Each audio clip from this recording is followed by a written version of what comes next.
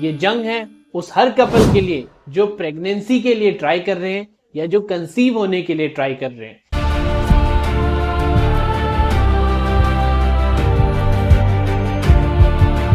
Sperm में से सिर्फ एक ही स्पर्म होता है जो कि अंडे से जाके मिलता है। और एक इंटरेस्टिंग बात बताता हूं, ये अंडा लगभग स्पर्म से 10 गुना बड़ा होता है। दोस्तों, जैसा कि आप सुन ही रहे होंगे, अफगानिस्तान पाकिस्तान में जंग हो रही है, इजराइल ईरान में जंग हो रही है। लेकिन इस वीडियो में मैं बात करने वाला हूं एक अनोखी जंग की। ये जंग है इस जिंदगी में एक नई लाइफ लाने की। ये जंग है उस हर कपल के लिए जो प्रेगनेंसी के लिए ट्राई कर रहे हैं या जो कंसीव होने के लिए ट्राई कर रहे हैं। जी हाँ, ये जंग है 4 करोड़ से 30 करोड़ उन फौजियों की जिन्हें हम बोलते हैं स्पर्म, यानी कि मेल के शुक्राणु, जो निकल पड़े हैं बिना किसी हथियार, बिना किसी आंखों के, बिना किसी नक्शे के। सिर्फ एक मिशन है, उस एक ओवम या अंडे को फर्टिलाइज करना। तो दोस्तों, आज मैं आप सभी को यह समझाऊंगा कि प्रेगनेंसी किस तरीके से होती है, उसके पीछे के छुपे हुए साइंटिफिक राज, और किस तरीके से इतने सारे करोड़ों स्पर्म में से सिर्फ एक ही स्पर्म होता है जो कि अंडे से जाके मिलता है। चलिए शुरू करते हैं। जैसा कि मैंने आपको बोला, क्या आप इस चीज को समझ पा रहे हैं? एक बार इजैक्यूलेशन या वीर्य निकलने में लगभग 4 करोड़ से 30 करोड़ तक के स्पर्म निकलते हैं। और सच बात यह है कि इनके अंदर होते हैं 23 क्रोमोसोम, जो कि अपने साथ ले जाते हैं पूरा ब्लूप्रिंट नए बच्चे को बनाने का। और इनमें से कुछ ही हजार से 100 स्पर्म ऐसे होंगे जो कि पहुंच पाएंगे मां के गर्भाशय में। एक ट्यूब होती है जिसे हम बोलते हैं फैलोपियन ट्यूब तक, और उसमें से भी कुछ 100 ही होते हैं जो कि मां के अंडे के पास पहुंच पाएंगे, जिनमें से सिर्फ एक जो बेस्ट होगा वो उस अंडे को फर्टिलाइज कर पाएगा। जैसे ही ये वीर्य या फिर सीमेन फीमेल वजाइना यानी कि योनि में एंटर करता है, वैसे ही इनके खिलाफ जो महिला का योनि का वातावरण है वो एक जंग खोल देता है। उस वातावरण में एसिडिटी ज्यादा होती है इन्फेक्शन को प्रोटेक्ट करने के लिए, लेकिन ये एसिडिटी इन सभी सोल्जर्स के लिए काफी जानलेवा होती है। इसके साथ साथ जो बच्चेदानी का मुंह होता है, जिसे हम सर्विक्स बोलते हैं, उससे जो भी म्यूकस निकलता है वो एक दीवार का काम करता है। वो सिर्फ पतला होता है ओव्यूलेशन के दौरान, उससे पहले वो स्पर्म को अंदर जाने से रोकता है। इसके अलावा माँ के जो इम्यून सेल्स होते हैं वो रात दिन पेट्रोलिंग करते रहते हैं वजाइना में, वो भी स्पर्म को मारते हैं। आप इसको सुन के शॉक हो जाएंगे कि इतने करोड़ों स्पर्म में से सिर्फ कुछ लाख स्पर्म ही ऐसे होते हैं जो बच्चेदानी में अंदर एंटर हो पाते हैं। और जैसे ही ये स्पर्म बच्चेदानी के अंदर पहुंचते हैं, इनके मेम्ब्रेन में कुछ बदलाव आने लगते हैं। इनकी जो पूंछ होती है वो और तेज भागने लगती है, ये तेजी से स्विम करने लगते हैं। इसी बदलाव को हम बोलते हैं कैपेसिटेशन, और ये बहुत जरूरी है इन स्पर्म्स के लिए ताकि ये आगे जाके उस ट्यूब और अंडे तक पहुंच सके। इन लाखों स्पर्म में से कुछ ही हजार से 100 स्पर्म हैं जो ऊपर जाके ट्यूब तक पहुंच पाएंगे। जी हाँ, सही सुना आपने, बाकी सारे गर्भाशय से आगे नहीं बढ़ पाते हैं। अब शुरू होती है असली मैराथन। ये कुछ हजार से 100 स्पर्म जो फैलोपियन ट्यूब तक पहुंच चुके हैं, जिसकी लंबाई लगभग 10 से 12 सेंटीमीटर लॉन्ग होती है। हमारे लिए ये नंबर काफी कम लग रहा होगा, लेकिन स्पर्म बहुत छोटे होते हैं। ये लंबाई किसी स्पर्म के लिए एवरेस्ट चढ़ने से कम नहीं है। लेकिन एक बात तो आप भी सोच रहे होंगे, ना इनको कुछ दिखाई दे रहा है, ना इनके पास कोई जीपीएस है, ना कोई इनके पास मैप है, तो फिर ये कैसे अपना रास्ता ढूंढ रहे हैं? किस तरीके से ये ट्यूब से होते हुए ओवम तक पहुंचेंगे और कहाँ जाना है, कैसे सही रास्ता पता चले?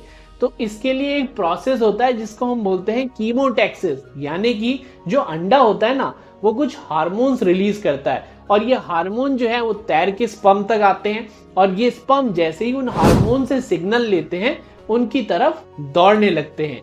सही सुना आपने, इन हार्मोन का ही खेल है जो इस स्पर्म को अंडे तक पहुंचाता है। अब ये तो मैंने आपको कहानी सुनाई उन करोड़ों स्पर्म्स या सोल्जर्स की जो कि लड़े पड़े हैं एक अंडे से मिलने के लिए। अब मैं थोड़ी सी कहानी बताता हूँ उस अंडे की जो कि फीमेल में ओवरी से रिलीज होता है। तो इस प्रोसेस को समझिए। पीरियड के पहले दिन से ही आपका जो अंडकोश होता है जिसे हम ओवरी बोलते हैं, उसमें अंडे ग्रो होना शुरू हो जाते हैं।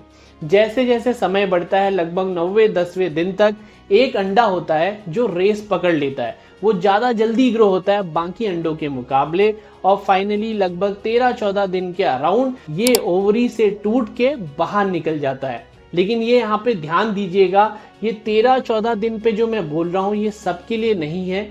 किसी किसी में 16वें दिन, किसी किसी में 18वें दिन ऐसा भी हो सकता है। इर्रेगुलर साइकिल वाले लोगों में ये अलग दिन पे भी रिलीज होता है। अब जैसे ही ये अंडा ओवरी से बाहर निकलता है, इसको ट्यूब पकड़ लेती है। ट्यूब के पास ऐसे फिंगर जैसा स्ट्रक्चर होता है जिसे हम बोलते हैं फिम्ब्रिया। ये ट्यूब इसको पकड़ लेती है और फिर ये अंडा फेलोपियन ट्यूब में आगे की तरफ बढ़ता है। कौन से हिस्से तक मेनली जाता है? एम्प्यूला तक। ये सबसे बड़ा हिस्सा होता है और यहाँ पे ये रुकता है। लेकिन इसके पास बहुत कम समय है। इस अंडे का जीवन निकलने के बाद लगभग 20 से 24 घंटे का रहता है और इसी कम समय के दौरान उन स्पर्म को, इस ओवम को फर्टिलाइज करना होता है। तो दोस्तों, घड़ी शुरू हो चुकी है। और एक इंटरेस्टिंग बात बताता हूँ, ये अंडा लगभग स्पर्म से 10 गुना बड़ा होता है और इसके अराउंड होती है एक डिफेंसिव शील्ड जिसे हम बोलते हैं जोना पेलुसिडा। इन स्पर्म में से जो बेस्ट स्पर्म होगा उसको इस शील्ड को तोड़ना होगा ताकि ये ओवम के अंदर के हिस्से से मिल सके। तो अब क्या वेट कर रहे हो? फीमेल ओवरी से ओवम निकल चुका है एम्प्यूला तक। ये स्पर्म अंडे से मिलते हैं, उसको धक्का देने लगते हैं और कुछ एंजाइम सिक्रीट करते हैं। ये एंजाइम जो अंडे का शील्ड है उसको गलाने का काम करती है। लेकिन इनमें से सिर्फ एक ही ऐसा स्पर्म होगा जो अंदर घुस पाएगा और जैसे ही वो स्पर्म अंदर घुसता है, इस अंडे में कुछ असाधारण होता है। एक रिएक्शन सी होती है और ये अपने आप को फिर से ढक लेता है। जैसे ही एक स्पर्म अंदर एंटर किया, ये बाकी स्पर्म के लिए ढक्कन बंद कर देता है और बाकी सारे स्पर्म जो हैं इसके अंदर दोबारा नहीं घुस सकते हैं, वो मर जाते हैं। अब क्या होता है? स्पर्म के 23 क्रोमोसोम हैं और अंडे के भी 23 क्रोमोसोम आपस में मिलके एक जाइगोट बनाते हैं जिसमें एक 46 क्रोमोसोम है जो आगे जाके एक नई जिंदगी बनाएगा।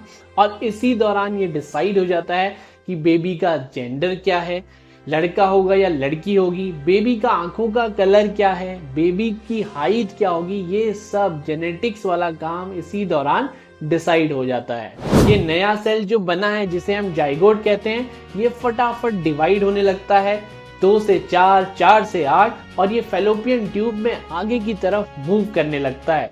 लगभग 6 से 10 दिन बाद ये अंदर बच्चेदानी के अंदर यूट्रस की लाइनिंग में पहुंचता है, अपने लिए एक अच्छी सी जगह ढूंढता है, एक सॉफ्ट और वार्म सी जगह, और वहां घर डाल के बैठ जाता है। इस प्रोसेस को बोलते हैं इम्प्लांटेशन और यहाँ पे जाके ये रिलीज करता है बीटा HCG हार्मोन। और यही हार्मोन है जो आपके घर पे बैठे हुए प्रेगनेंसी टेस्ट में हमें दिखाई देता है, जिसकी वजह से प्रेगनेंसी टेस्ट पॉजिटिव आता है। और जैसे ही आप उस प्रेगनेंसी टेस्ट को पॉजिटिव देखते हैं, आपके लिए भी सब कुछ बदल जाता है। आपके घर में एक नई जिंदगी का स्टार्ट हो चुका है। तो दोस्तों, ये थी उन सूरवीरों की कहानी। लगभग 4 करोड़ से 30 करोड़ सोल्जर्स, जिन्हें हम स्पर्म बोलते हैं, किस तरीके से वो एक अंडे को ढूंढने के लिए निकल पड़ते हैं इस जंग में बिना अपनी जान की परवाह किए हुए। उनमें से 99% तो स्टार्टिंग में वजाइना में ही मारे जाते हैं, कुछ ऊपर बच्चेदानी के अंदर मारे जाते हैं और उनमें से सिर्फ एक ही बेस्ट होता है जो जाके अंडे से मिलता है और फर्टिलाइजेशन कराता है। इसी तरीके से आपकी प्रेगनेंसी की शुरुआत होती है। तो दोस्तों, ये वीडियो अगर आपको पसंद आए तो अपने जो भी कपल्स हैं जो प्रेगनेंसी के लिए प्लान कर रहे हैं या इस प्रेगनेंसी की साइंस को समझना चाहते हैं, उनसे शेयर करिए। आपके कोई भी डाउट्स हो तो कमेंट बॉक्स में लिख सकते हैं। और बाकी अगर आप प्रेग्नेंट कपल्स हो तो मेरी बहुत सारी वीडियोस हैं, आप चैनल पे चेकआउट कर सकते हैं, जिनका लिंक डिस्क्रिप्शन और कमेंट बॉक्स पे दिया हुआ है। और फाइनली मैं कहूँगा, stay healthy and stay wealthy because health is real wealth.